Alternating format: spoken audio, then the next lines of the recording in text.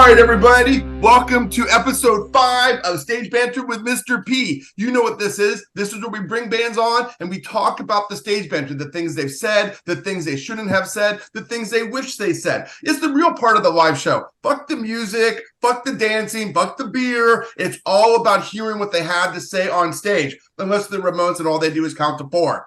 I got here with me is my buddy RATH from RATH and the Wise Guys, No Vacancy Media. You know him. You may or may not love him. I don't give a fuck. He's a great co-host, and I love having him on here. If you get a chance to see his band while they're on tour, get the fuck out there and do it. And then up in the upper left-hand corner, at least on my screen, it's upper left-hand corner. Some of you are watching this on Spotify or listening because you can't watch Spotify unless you are watching, which would be really silly for you to do. Anyway, Daryl's there, Daryl Wilson of the Bollweevils. And if you don't know who the fuck the Bollweevils are, travel back to the 1990s, Dr. Strangelove records. Think about watching Naked Ray Gun, the P-Tank, Screeching Weasel, all that good shit. It was punk rock the way I grew up on it. Sucking on my mama's teeth. Oh, I take that part out. We don't want to put that in there. Okay, see, that's an example of stage banter gone bad right there, right? But I mean, if your mom went to the shows, maybe it happened. I mean, that's the thing. I mean, it could happen. I mean, that's the thing about that. Well, I'm a drummer. I'm never allowed to talk. I don't get a microphone. Like, I'm considered the bad person. Yes. So, do you have anyone in your band that is not allowed to speak? No, I mean, it used to be that in our original lineup, you know, they one of the members didn't like it when I spoke, but it's like, you're the front man, you're supposed to speak, right? So now it's encouraged, you know, by everybody. I don't think there's nobody that's really not allowed to speak. I think that everybody has their moments and we play off of each other. Like, you know, Pete will say something and then I'll play off of that, and Ken will say something, but it's typically my overzealous over speaking that takes over most of it. So, and usually I'm used to actually kind of give us time because individuals need to recover between songs since we play at like Mach 10. So that's kind of the whole thing. It's like, hey, can you say more during this part? Can you talk a lot? I mean, that's our rehearsals. It's like you suddenly have all these songs like, Mumford, our drummer, will be like, hey, D, can you make sure you talk a lot during this one because I'm feeling a little tired for this. Yeah. So you schedule that out. I mean, I know when I was in a band, we would do like 4 songs. We were a thrash punk band, 30 songs in 30 minutes. We do 4 or 5 songs, stop, breathe, drink beer, and talk. We would like literally schedule talking time. And do you schedule in your talking time? Well, kind of, but it's not. It varies because everything's inaudible on our set list. I mean, our set list is written as a outline, and it's like we're going to maybe play these songs, and we might play something else that doesn't even, you know, pertain to the set list. Or we might cut a bunch of songs out of it and you'll never know unless we hand you a set list and go, by the way, we didn't play 8 of these songs, just so you're aware of it. And if you want me to edit it for you, it's not going to happen. You have to figure out which ones I didn't play. But I mean, but a lot of times though, there is like, we'll come off and we'll do the first 3 and then I'll say something, or I'll say something very beginning like, hey, we're the Bollweevils, and that's kind of how it starts off. Rarely do I say a bunch of other things at the very start. It's kind of like, let's just start playing music because we're a punk rock band. Why waste time with the banter? But then there is enough time in between where there's usually a technical issue that requires someone to then start talking because either, you know, Ken's got a tune or there's a string that's broken or, you know, someone's got to catch up on something, or we're now changing audibly what the set list is going to be. And I need to be informed of that, which is kind of a problem. I might be ranting about something and then Ken's changing the list behind me. And I'm like, wait, what are we doing right now? I just need to know what we're doing. So, but I mean, it's just because it's fun. I mean, I think that a part of being in a band, I think, is, I don't know, learning like crowd work, like comedians, I guess, in some sense. And so, and it's not that you try to be funny in any way because just situations themselves are just, you know, ludicrous as they are because you're up there playing in a place and probably getting paid $50 in a pizza, like, you know. Yeah, exactly.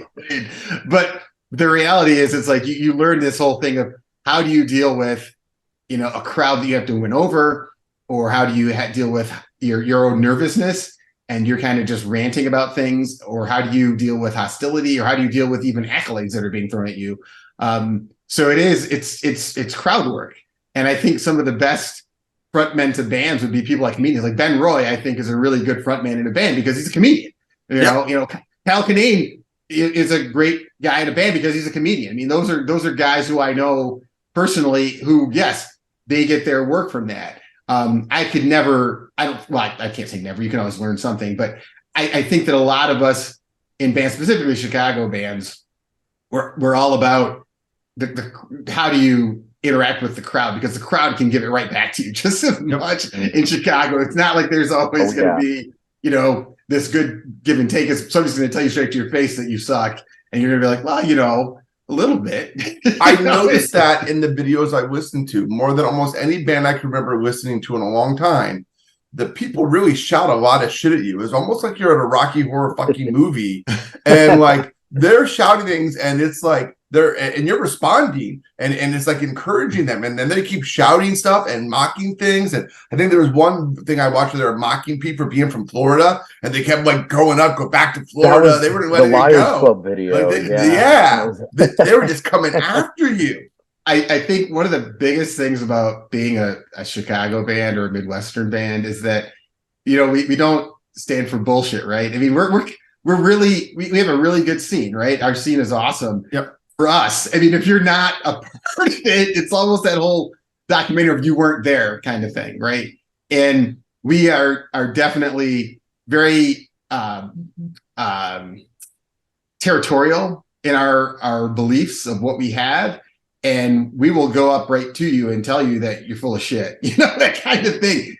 But a lot of it's that whole back and forth banter because we're just the people in the crowd too. So it's us joking with our friends. It's a friendly, day. And I think it keeps you sharp because you have to do that. And the thing is, if you can't, really rail on somebody and take it and then figure out how to jujitsu that back into something else, then you shouldn't be up there, right? And we do that to each other at practice. That's just our regular everyday conversations, is like talking how much smack can you talk to the person that is playing the song right next to you to rile them up, to make sure they can actually do the song while they're being heckled by the person who's in the band that supports them. So that's our whole thing, is if we can't bust each other's chops hardcore and take it, there's something wrong with us that day. What you're describing literally sounds like it was like me teaching middle school for 15 years. It's kind of like that. We're just middle school idiots is what we are. I literally was the band on stage giving shit, smacking down, like, oh my God, did you hear they just burned us? And they burned me back, and we would just rip at each other, but also do the work we were supposed to do. But that's why I couldn't do tutoring one-on-one. I need the crowd. I'm really good at managing a crowd of conversation, but managing one-on-one, atrocious. It keeps you sharp. I think it really does keep your mental faculties up to have this pull back and forth, because you don't know where it's coming from, and you need to be able to respond to that. So when you're to a point where you can't respond, you know that you've been taken really, really good. You have to take that last thing that hit you and realize, I got to learn from this one and come back next time even stronger. Whatever doesn't kill you makes you stronger, I think, is the whole philosophy of it all. We're evolution at its best. We're evolution at its best. Chicago crowds are evolution at its best. We need to have an entire show of just like scientists, Bad Religion, Descendants, Bollweevils, just all the scientists out there. Oh, we're not going to talk about how he's the doctor, but no. Oh no. But we'll have a whole episode about it. That's fine. You know what? Screw you and the horse you rode in on, groupie bitch. This is my best friend Scott here. Yes, see, you guys are doing it right now. You're getting better. If you can't way take better. The shit, How dare you catch me by hypocrisy? You're advancing right now. You did it. See, always take it. Sweep the leg hard and break the arm is what you do. Okay, no, that's very good media literacy skills, Rath. You caught me in a contradiction of a previous statement. This is exactly how we would analyze political speech. Well done, Rath. Mm-hmm. Very good. Thank you. Do it to me again and I'll kick your ass. And that's how we degenerate into the typical response from the individuals that have belief over truth. Always. Let's resort to violence because that's all I understand. Wow. First, I'm a contradictory person. Now I'm a violent person. I blame this all on you, Rath. It's your fault. Placing blame, I'm sure that's high up on the evolutionary ladder. Okay, so we're going to move into a game because I'm a middle school teacher. And this game is I'm going to give you a name of a song. Yeah. And I am going to count down to the name of the song, and then I'm going to give you 15 seconds once I tell you the name of the song for you to think up your stage banter to introduce the song. Sure. Got it? So I'm going to give you the name. I'm going to play a countdown for 15 seconds. When that 15 seconds is over, you have to introduce the song the way you would do on stage and put some heart into it. So the song is Resistance off your new album, Essential. And here comes the countdown. 14, 13, 12, 11, 10, 9, 8, 7, 6, 5, 4, 3, 2, 1, 0. All right, so we're the Bollweevils, as you know, and this is our new record. We have a new one out. It's on Red Scare Records, and you got this new song. It's called Resistance, and let me tell you about this song. It's about standing up for what you fucking believe in and not having the people tell you anything that you can't fucking believe. Right now, you have to stand up, fight for what is true and what is right. So you have to resist the forces that are against you. So this song's called Resistance. Let's fucking go, motherfuckers.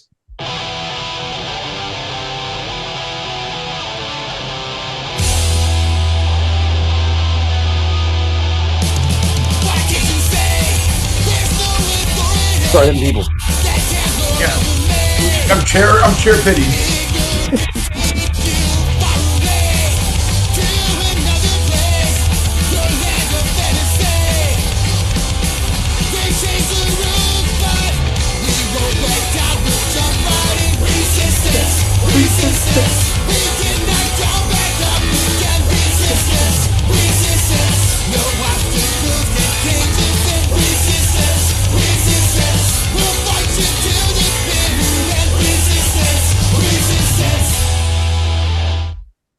All right. Rath, how did he do with that introduction? That was great. I had to do the typical dude in the crowd with his arms crossed. Listen, but no, you got me hyped up. I liked it. It was because I think this entire season so far. Well, it's only been what, 3 shows so far. So there you go. 4, 5. Okay, there you go. Minimize my accomplishments. I'm sorry. I mean, I'm not trying to bust you or anything like that at all. But I mean, so I think I give myself on that one like a 7.5. I could have done much better on that one. But I mean, have you honestly, ever introduced that song before? Nice. Like, have you ever had to speak about that song before you played it, or have you always just played it?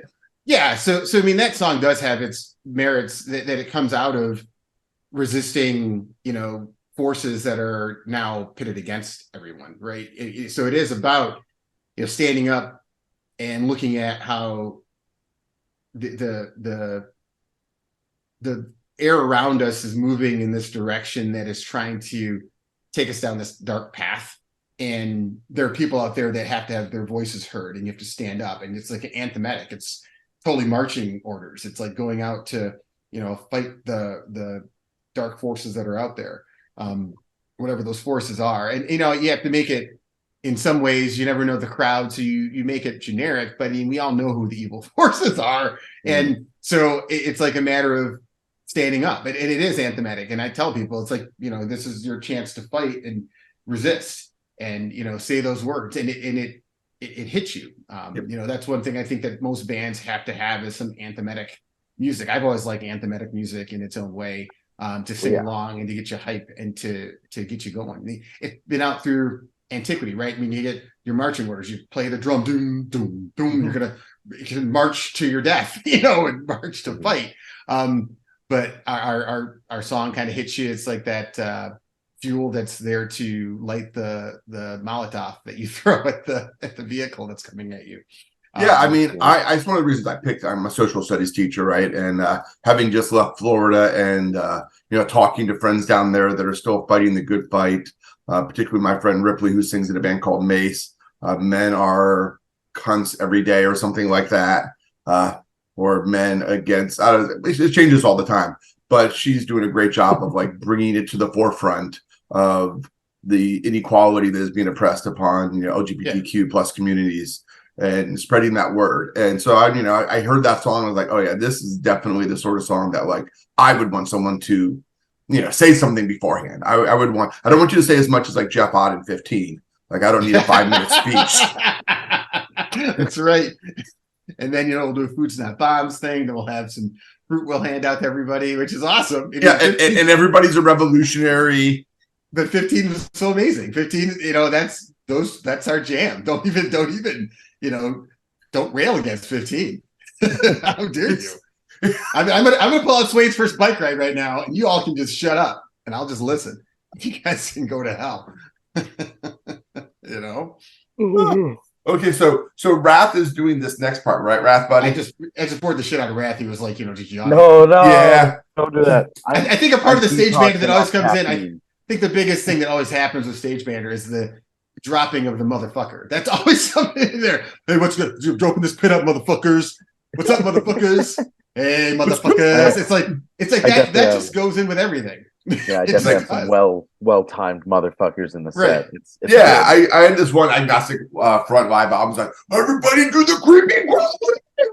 I'm like, right, what is the creepy crawly? Right. It's like New York shit. I know some New York shit. I'm just trying to figure that out.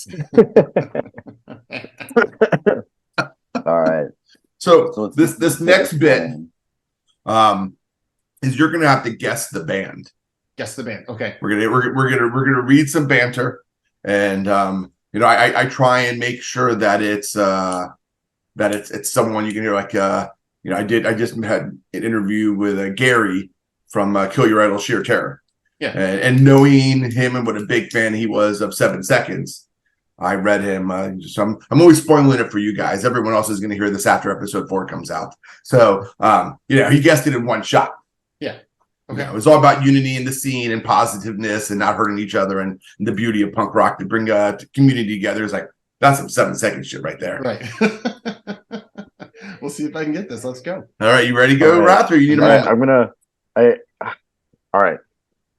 I'm gonna focus. I gotta get in character. I'm gonna try to do an impression, but I like this. I don't. I watched the video, but I gotta. The anxiety's gotta go. It's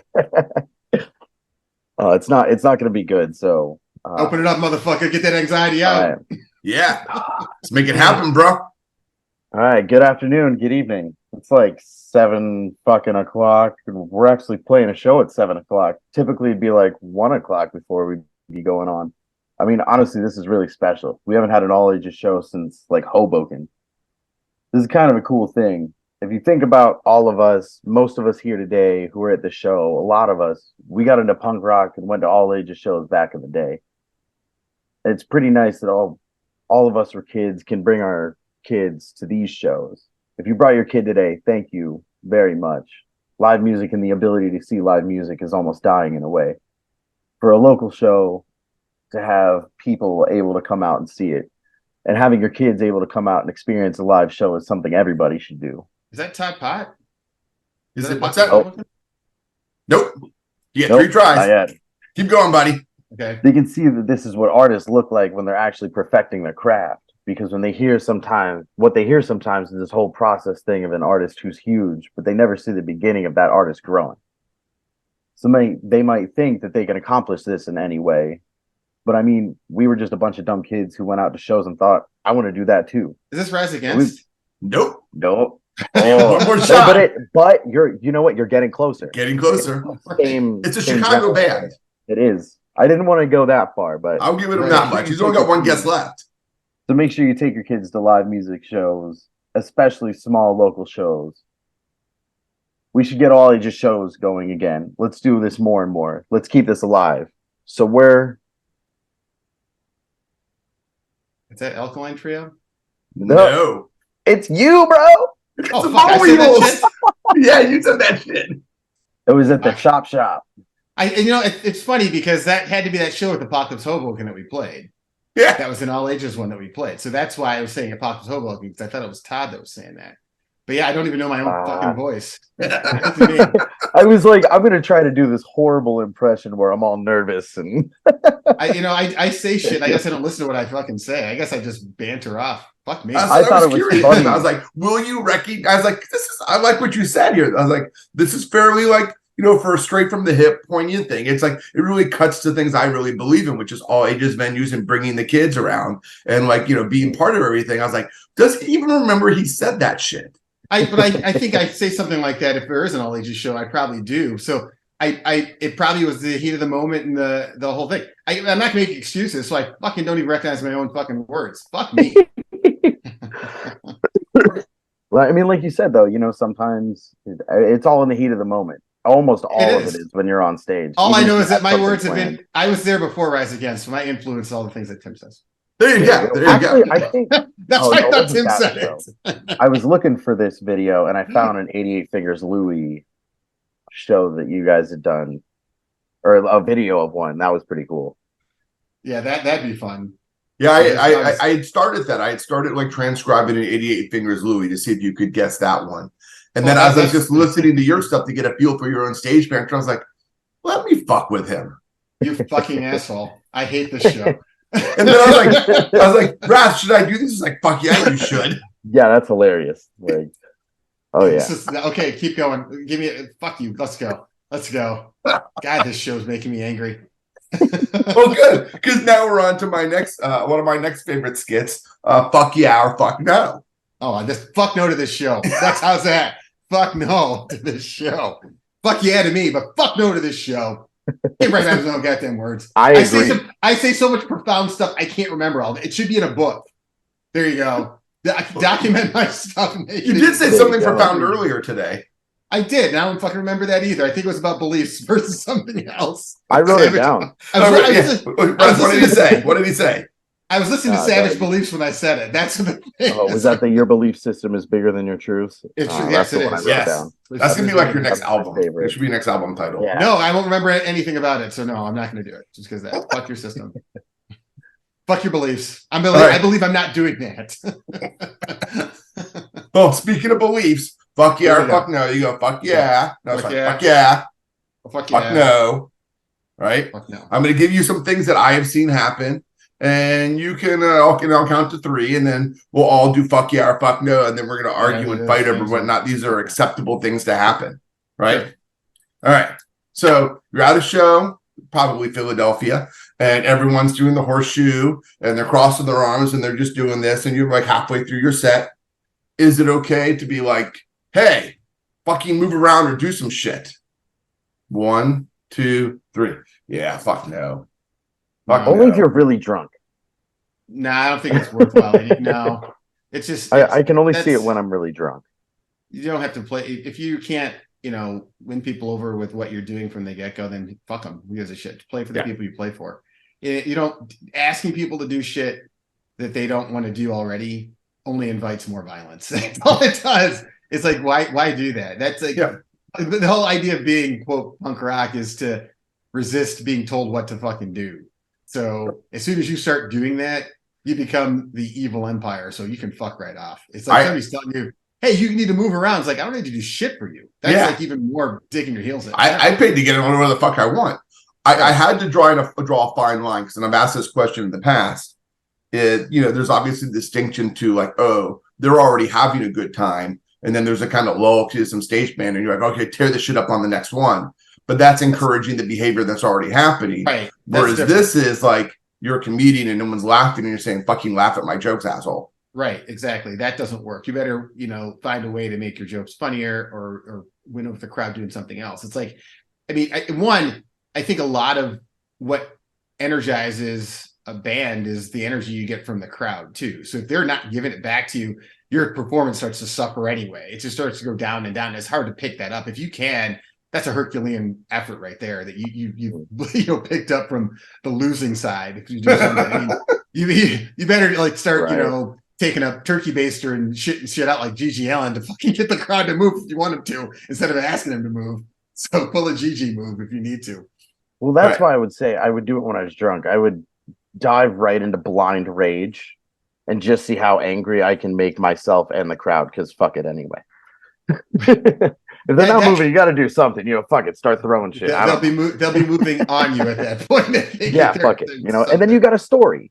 Then you got a story because life's not always about good crowds. It's about stories and experience. It's about how you actually handle it. Yes. About how you handle it. Yes. So here you are, you're on stage, you politely ask the sound guy to give you more whatever in your monitors, People have said they can't hear the vocals in the crowd. Is it okay after you tried politely to fix it to fucking just go on rants and bitches and actually start complaining about the sound or the sound guy? 1, 2, 3. Do your job and go home. Yeah, Well, you can ask for it, but let fucking just do it, right? I've been caught once. I took a microphone and smashed it on the ground and smashed the mic stand and all kinds of shit because the mic kept cutting out. And the sound person, she was great. God rest her soul. And she came up and she told me, "This is not your behavior. You're being an asshole." And I was being an asshole. Yeah. And it is online somewhere. I don't know if you saw that, but I fucking destroyed this microphone. I still own the mic stand because I'm like, we got done with the show and Robbie, who owns Red, she's like, "Hey Daryl, this is a great show. You owe me $500 for the microphone." So I'm like, well, that's what we're getting paid. So I guess I bought the microphone. So Nice. I mean, it's just like that kind of isn't worthwhile. We're a punk rock band. You're in a punk band. It's like, what do you expect? You know, people played in warehouses and churches and basements and other places, and you're like, the sound's like kind of shitty where you are, just shitty where you are. If you're playing at a club that's well known, the sound should be pretty good. Yep. Right. But we're notorious for not even taking a sound check because it's like we're playing a punk rock band. I mean, what do you expect from us? You know, we're not Queen. You know, it's Right. like we're just gonna sound like we sound. And you've been together long enough, you have the muscle memory. Even if you can't hear each other, y'all should fucking know the songs. Right. Right. I get in the crowd all the time, so I don't have monitors in front of me anyway. So Yeah. putting a mix in the monitor, it helps me when I'm on stage, thank God. But I mean, if I'm in the crowd, I can't hear what's being played. You know, I'm singing what I'm singing, and I'm hopefully the mix that's coming out to the crowd sounds good, which it does. And there you go. Sing I along. feel like the whole monitor thing is like even a new thing. Like when I was touring in the late 90s, early 2000s, and you know, it'd be like a mop bucket, like with a mop duct tape to it as your like microphone stand. And then Right. the space would be so small that the amps are in front of my drum set and there's no Yeah. monitor. And I'm like, well, I can't hear shit. I can't hear the Right. vocals that are being sung out of some busted bass amp. And my guys have their equipment in front of me. And the echo in this like basement I'm playing is so fucking loud that whatever, I'm just going to play the songs and people are moving. Well, fuck, it's good. I don't care. Yeah, that's it. It's punk rock. That's how you go. So no, you can't bitch about that. Which kind of brings me to my next question. Is it ever okay to be like, you're having a bad show, and so you're going to be all self-deprecating about how much you're sucking and apologizing for being too old to put on the best show you can do? Is that ever okay? Because I've heard that. 1, 2, 3. No. That's all fuck knows. I'm going to find somebody to fuck you out here soon. Yeah. You just play the show you play and you're done with it. Yeah. And that's it. I mean, you can't unring the bell, right? You can't sit back and take it back. And somebody out there is going to like the performance, somebody's not going to like it, and that's just the way it fucking goes. And sometimes they're not even going to notice, and then you're drawing attention to the shit that they wouldn't have seen anyway. Right, that's the thing. Most people, when you're watching a band, you can't hear the tiny little things that happen that are the nuance. You're just excited because the band's playing. You're hearing the songs you like, and you can fill in those spaces. Our brains are good at filling in gaps to things that you might miss, and so I don't. You can't apologize for it. I mean, not during the set. You never do it during the set. Right. You just play and you're done. Afterwards, when they're over at the merch table, like, yeah, we kind of sucked. Yeah. But then they'll be like, Right. oh, no, that you did really good. I'm like, okay, thanks. I would even say afterwards, they're coming over to the buy merch. They're excited. Don't pee in their Wheaties. No. Don't pee in their Wheaties. If they say you had a great show, say thank you. Even if you think you suck dick ass. Our suck is 10 times better than everybody else's good, so that's okay if we suck. There you go, right? That's why it's okay if we suck. That's a good perspective. At least that's my belief. Yeah. My belief is stronger than the facts. It's stronger than my truth. So there you go. I live my own philosophy. Call me out as a hypocrite. I couldn't even recognize my own speeches, for Christ's sake. Jeez. Okay. Is it ever okay to ask someone to ask a strangers in the crowd, people you don't know, to bring you an alcoholic beverage for free? 1, 2, 3. Oh yeah. There we go. Now we got some debate. All right. Come on, RATH, hit me with it. Oh, I'm a dick. That's all. That's no, I don't know. I run out. I see what can happen. You can't, it's you just cast in the net, seeing if I can. I don't know. I like to play the rock star stick. I don't know. We're all rock stars, right? So if I ask for a beer, you get me one. If you ask for a beer, I'll get you one. You know what I mean? Like I don't know. I'm gonna start asking for beer every time I play a show with you. Do it. I'll get you one. You're gonna get me a fucking beer, Rat. I think it's fun. I think it's a weird crowd interaction, but it is. But I think people, if they want to buy you drinks, they should buy them anyway. You shouldn't ask for it. Oh yeah, and that's the thing. They'll bring them to you if they want to, out of, I guess, some homage to you in some sense. It's just cool if they buy you drinks. And as our drummer says, the rule is if you're offered a drink, you have to drink it. Is how it goes. That's just what it comes down to. You can't turn it down. But I mean, that would cause me problems. That does cause problems. But I mean, I think that, if somebody, so we played this show in San Diego, and this group of individuals there had congratulated us on the set that we played that we hadn't played yet. And I'm like, fuck you, man. We didn't even play yet. You fucking asshole. Then they were sitting in the bar while we were playing. So I started disparaging their folks, and I started talking about how there must be a bunch of like people with X genes here because they had mutants, because there's a clairvoyant in the next room who said we played a great set and he hadn't seen us yet. So I'm talking this whole weird X-Men bullshit kind of thing about mutant powers and clairvoyance. And then the guy comes over and he's doing some stuff. I take his hat off and rubbing it on my junk and spitting in his hat and shit. And I give it back to him. And I tell him I'm going to buy me a fucking drink. So I mean, that's different, where I'm threatening somebody to buy me a drink because they've already offended me. But from the standpoint of asking the crowd to buy you something, no, God, no. That guy just specifically owed me something, so he needed to buy me a drink. I've never asked the crowd. And I think like my first question, it comes down to nuance, right? You could say, hey, I spilled my beer, someone get me a drink.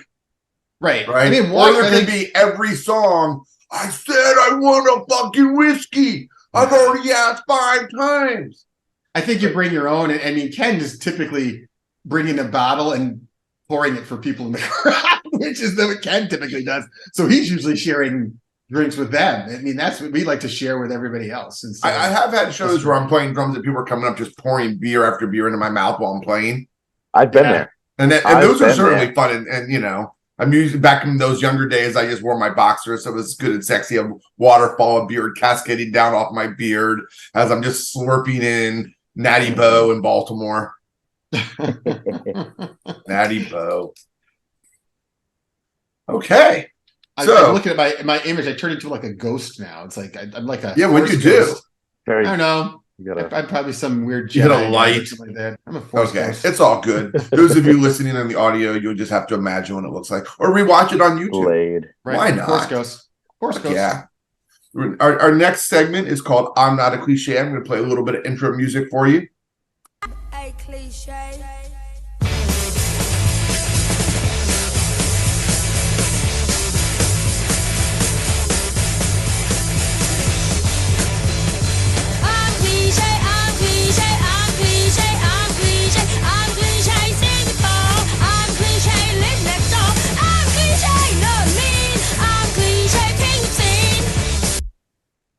All right.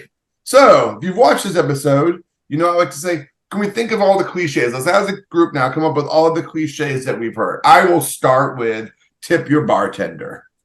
That's I hear that at every fucking show. What else do we hear at shows that are like just cliches? Hey, we're make sure you buy merch from all the bands. You got to get out there and get your merch. Buy some merch for everybody.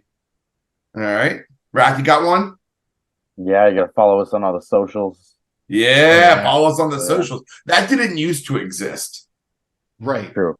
What did we say before that? So before there were socials, what would we say? Join the mailing list. Yeah, mailing list. Oh, the mailing list out there. Yeah. Yep, join the mailing list. The mailing list. Good job bringing that back, sir. I want to. I was thinking about it. I tried a couple times. It just failed. Yeah. I'd like to thank all the bands that played tonight. Yeah. Band that played. Thanks to every band. Thanks to the crowd. You guys were awesome. You could have been anywhere else tonight, but you chose to be here. To see the other band's asshole, not you. Right. So, yeah, I think those are like the most ubiquitous things that you hear, right? Yeah. So this time we're gonna do another game, different song, but you've got to really fill the space because your drummer has broken his bass pedal, Yep. and you just got to talk for a while. And so I'm going to give you the name of the song, and then I'm going to give you just a little bit of time, another 15 seconds like last time, to think up a spiel, and you can talk about the song. You know what? I'm going to change it. That's too easy. I ain't even going to tell you the name of the song. You don't know because you just told me that you guys just make shit up. So something's broken, and then now I'm just going to make you talk for like a full minute straight when I say go. And you don't know what song's coming next, so no talking about a song, and no using any of the cliches that we just did. No, that's hard. I hope so. That's kind of the point. Yeah. All right. 1, 2, 3, go. So our drummer just fucked everything up for us right now. So this is typically what happens. But you know what? This is my chance to actually get out and understand what you guys are all about. So I really appreciate, having the opportunity to stand in front of you and then actually start reading my manifesto off to all of you right now. So let me just start from my first demand that I have for everybody. Number 1, don't buy anybody a fucking drink in this place. This place fucking sucks. That's the first thing. Number 2, let me tell you, you in the front row, you motherfucker, you've been dancing to every goddamn song. You are a fucking genius. Come on up here on stage with me. You're going to sing this next song with me. Come on, let's go. And then number 3, by the way, everybody in this place, you guys are all like just some magnificent like beings. You're transmitting energy to us. So if you could transmit some of that energy to like our drummer to fix that fucking pedal as fast as possible, that'd be fucking great. That'd be fucking amazing. Can any of you anybody play drums out there? Can you like do like some hand jive shit? Let's get up here. I mean, let's play without the pedal. Let's just play without the pedal. Can you do that? We can keep time. Let's go. Let's just do it. We're punk rock, man. Who gives a shit? Okay. Hey, guess what? Another audible. The name of the song is Bottomless Pit. So, hey, real quick, go ahead and give us an introduction of Bottomless Pit. Oh, shit. So you got the drum? You got it? Yeah, it's working now. Yeah, Bottomless Pit. Okay. All right, cool. So this is like one of my favorite fucking 15 songs. seconds. So, I mean, I love this song. It's one of my favorite fucking songs. It's off our first record. Wait, 15 seconds? I'm already doing it. You gotta do it now while it's counting down. Oh, fucking A. I can't do while this person's talking. Fuck that guy. Shut him up. We're playing our fucking hit song. Fuck this guy. Bottomless Pit's better than this guy talking over us. This metal trash voice. Fuck that guy. 0. Sorry. Yeah, you know what? This motherfucker was talking over me talking. Fuck him. It's our show, not his show. What are you, Kid Showbiz back there? Hey, Kid Showbiz, you back there? Fuck off. You turn into Billy Joe.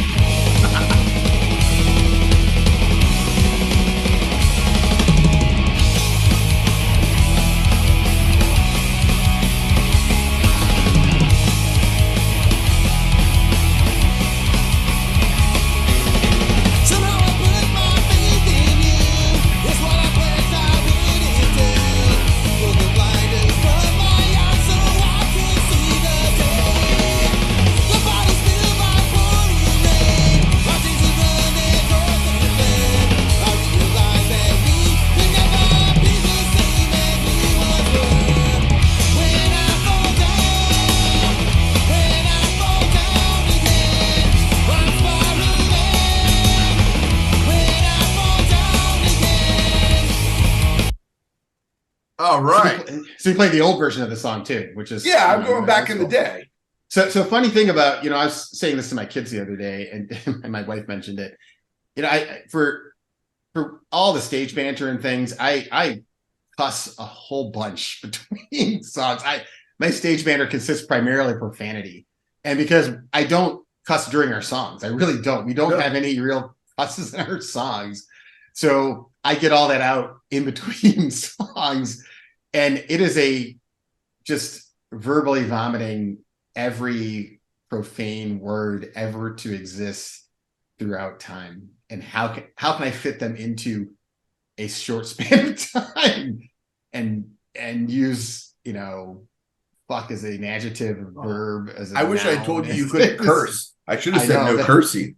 That would have really fucking got you. Shit, That fuck. would've- right, that'd have been like, Yes, fuck. let me talk in sign language now. I mean, I get it though, because like when I'm playing shows, I'm at a show, my guard is down. I'm not the middle school teacher. Like I just code switch into like who I am, who I want to just be on a regular basis, having a good time.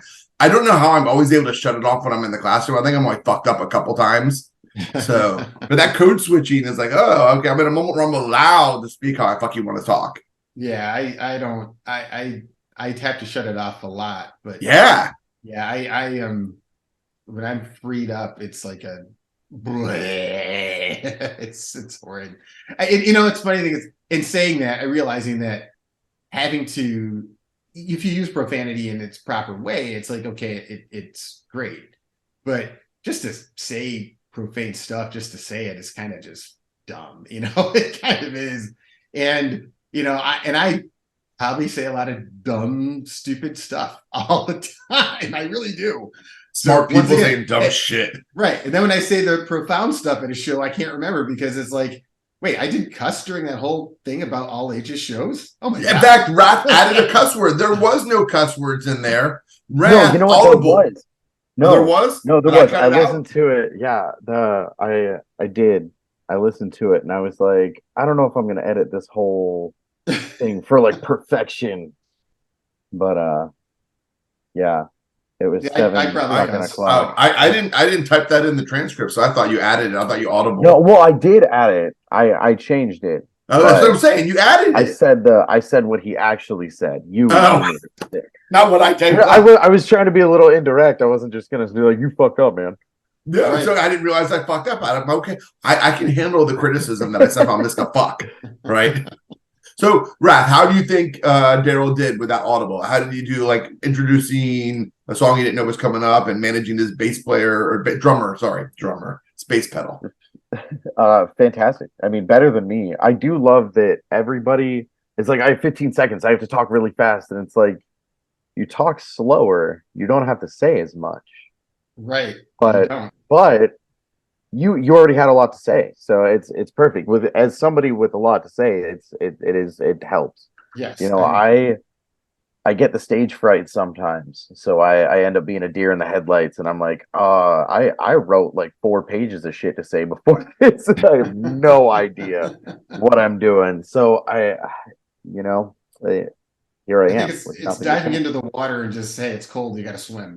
That's what it is, and you just go first hit the water, it's like fuck, and then you just swim because your body acclimates to that whole temperature change. It's the whole thing of having stage fright and being up there on stage. I think my whole stage shtick has come out of just having stage fright, actually. I mean, I think that first show we ever played, me jumping around and having that as my signature thing that I move around like that is because I didn't know what else to do. And it was like I had all this same nervous energy, so I'm like, I just got to do something. And then you start talking. And that can get you into a lot of trouble as well. You talking and not having a specific plan. I think that's why I freeze, because I'm like, I don't want to say anything really fucking stupid that I don't mean, and then it's taken. I mean, the way I said it, but not obviously not what I mean. I'm just trying to make sure everyone's having a good time. It's like Look at me, I'm the idiot. I'd like to see like a whole bunch of people who are in bands who are the front people bands in an improv class. And see that would be amazing. Yeah, no, that's they throw we all need it. There, I mean, and then see how that would work, just without any training. Just say, here's your topic, go, and then all of them have to come up with something together, which would be the hard thing because singers and bands don't want to work together. They're always the ones who are not working with anybody, especially the front. The front people suck. Bunch of prima donnas. I just saw a band called Coffee with Lions at Camp Pennsylvania. They were the first band on at 4:15.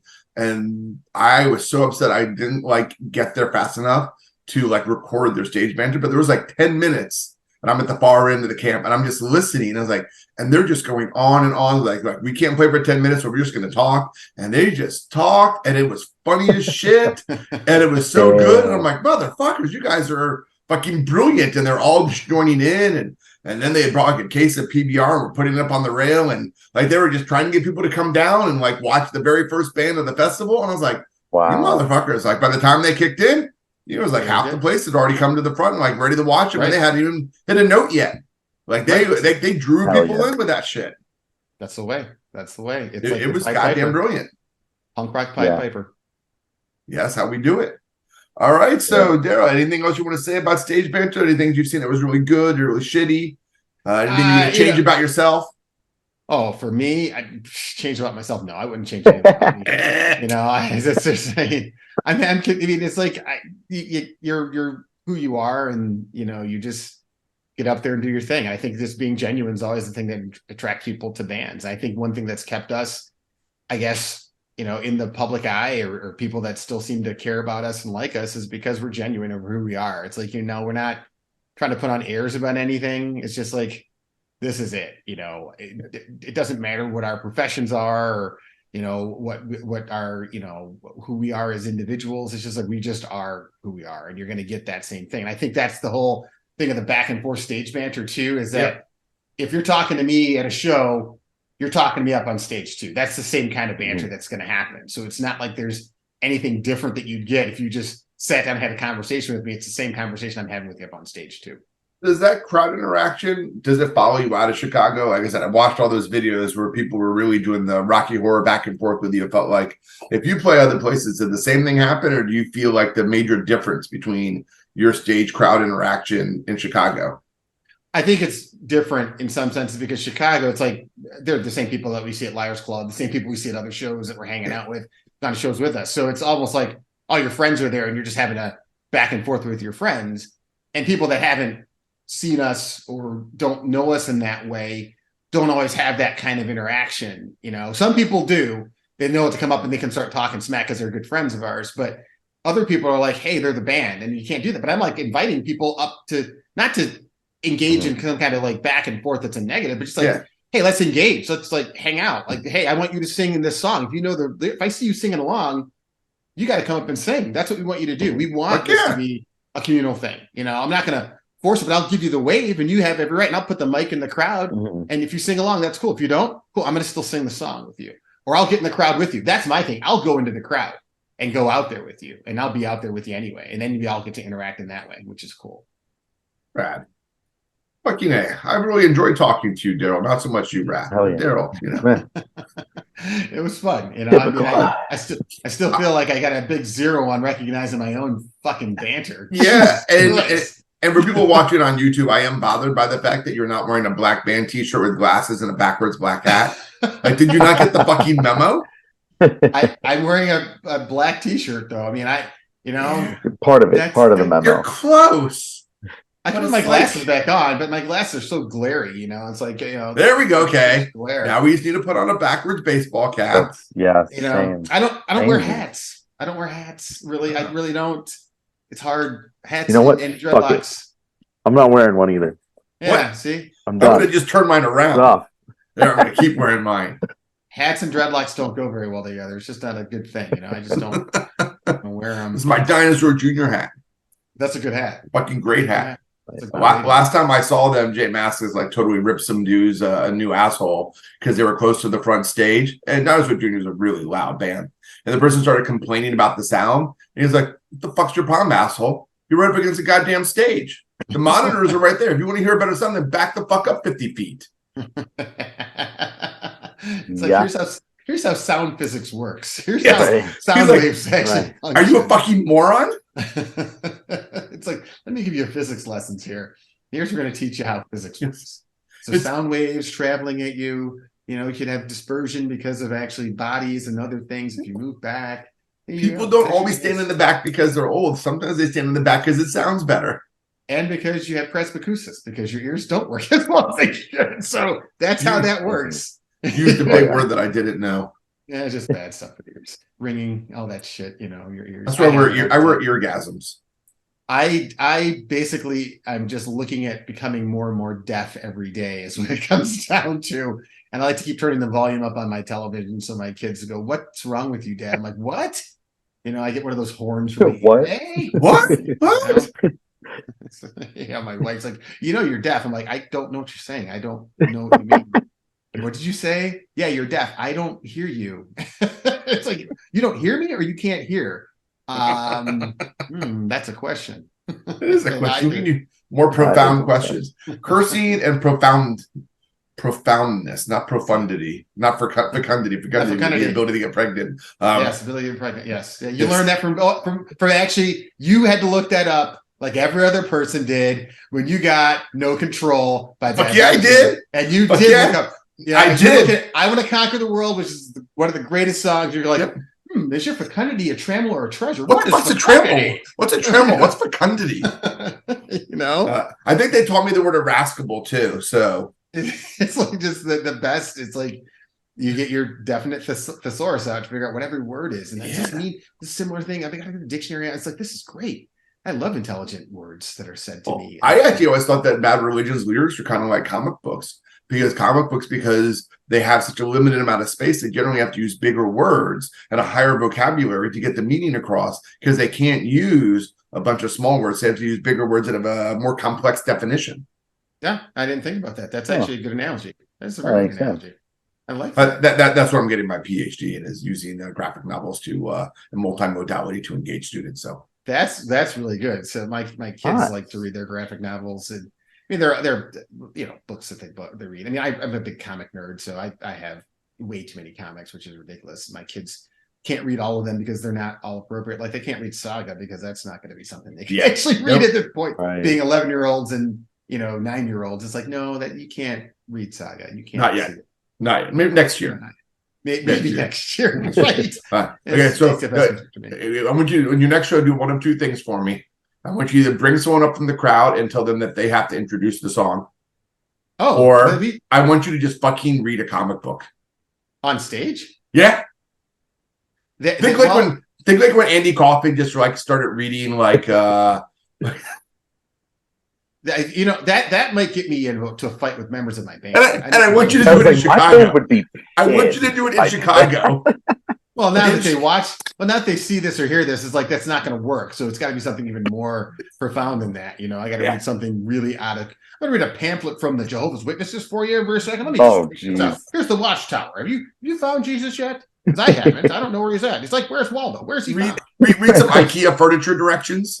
Right. Notice that there's a missing piece Swedish. There, at this part. Your cell phone contract agreement. You're right. Well, I wouldn't read those because it's like, this is just more complexity to say that we're going to basically bilk you out of money somehow to make sure you can still use your cell phone. There's actually a graphic novel that has done the entire iTunes agreement in a graphic novel. Wow. Yeah, I can believe that. But it is. I mean, I think that we have a person come up on stage a lot of times. Our friend Andrew comes up and actually starts off John Doe for us all the time. If he's in the crowd, so he'll count it out. He doesn't do stage banter, but he'll say a couple things, and this song's called John Doe 1 2 3 4, and that's enough stage banter for that song. You don't need any more for that. And it's simple. So it's like the Ramones. Very Ramones-esque. Ramones Local Live. He did say, Joey did once go, has anyone ever read Stephen King's Pet Sematary? That's the most words I've ever heard him say. Here you go. 1 2 3 4. I don't want to be buried in a pet cemetery. Don't want to live my life again. See, when Anthrax wrote the song about misery on their State of Euphoria album, they should have followed the Ramones lead and written a good song about the Stephen King album. Right. So exactly. I love Anthrax in many ways, but that one album, that one particular song is it's like a fourth grader's book report. Then have Kathy Bates come up all the time, each song, just say, here it is. You should introduce that song. Great. James Caan comes hobbling out every time into the pit. Got my foot's broken from a hammer. I don't even know about that. Don't cry for me, Indians. Don't cry for the Indians. My foot's broken. So I say Anthrax. You can't not do that song. You can't not say that. We're gonna cut this part. I'm gonna count to 3 so that Rath knows where to cut it out. So 1 2 3. I'm gonna see you at Fest. I'm gonna jump up on stage and I'm gonna fucking go on some sort of teacher soliloquy, some sort of fucking rant, and I'm gonna introduce a fucking song. Okay, 1 2 3. There you go. And so when that happens, and you see Ken go, the fuck's wrong with this fucking guy? And he's like, and then Pete's like, the fuck's going on? And then when you get jumped, it's not my fault because I can't control them. They're the violent few in my band. They of course, Pete is. He lived in Florida, so that's what. Yeah, Pete's in Florida. Well, no, that didn't do it. He's just been that way. He's from Chicago. He'll talk about, I got stabbed by this guy, got hit in the head with a rock, blah, blah. I'm like, well, that's why you're the way you are. It's like, it's true. That's because you're just Even Florida rejected him. well, yeah, in some senses, he's the most intelligent person in Florida, which is kind of insane to see that. Yeah. Hey, Rath is in Florida. He's Well, British. not anymore. I am. So Same. Yeah. Well, I was in Yeah. Florida. I had to get out. Yeah. right. It's like it is, and I'm getting there.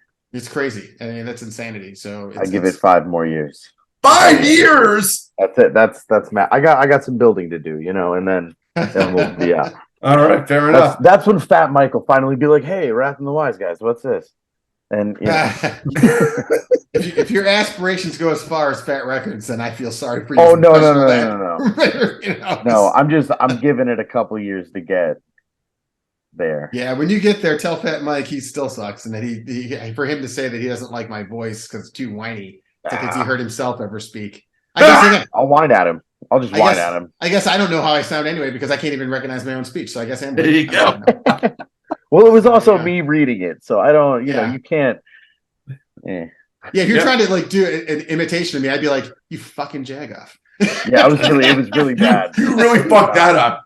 You didn't sound like you were from Chicago at all. Exactly. Oh, no. You sounded completely like you were from Florida. Like, why don't you watch an I'm not episode of even The Bear and from learn how Florida. Chicago people talk? You know how we talk. You know how we talk. We talk with our own way of talking.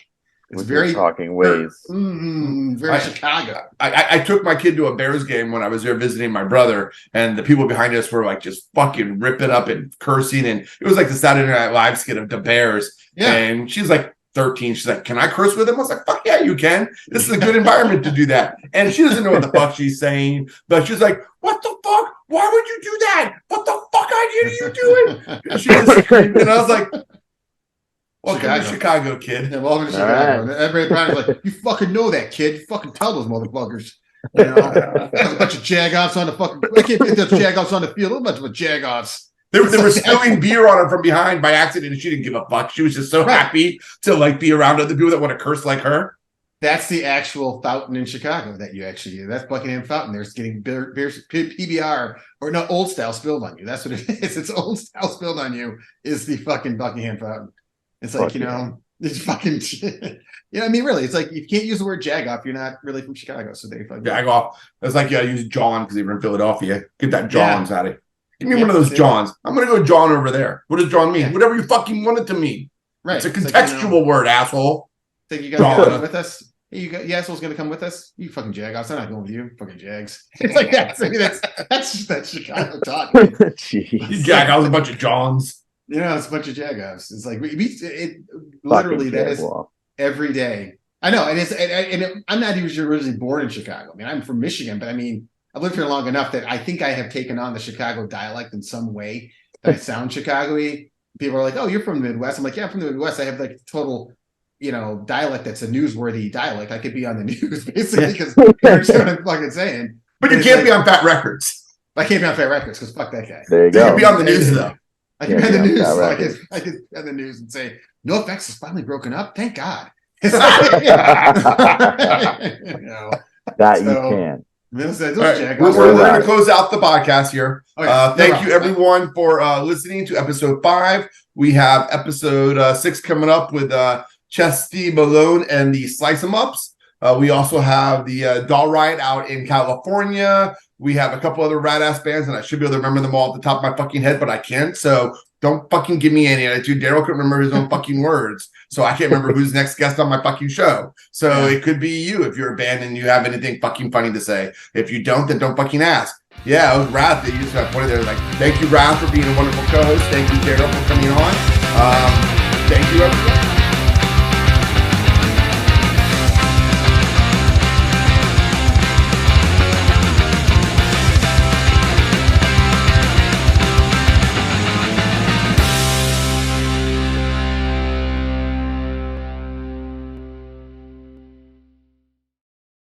Listen, it keeps me young. I play in a punk rock band, whatever. I'm not really 52.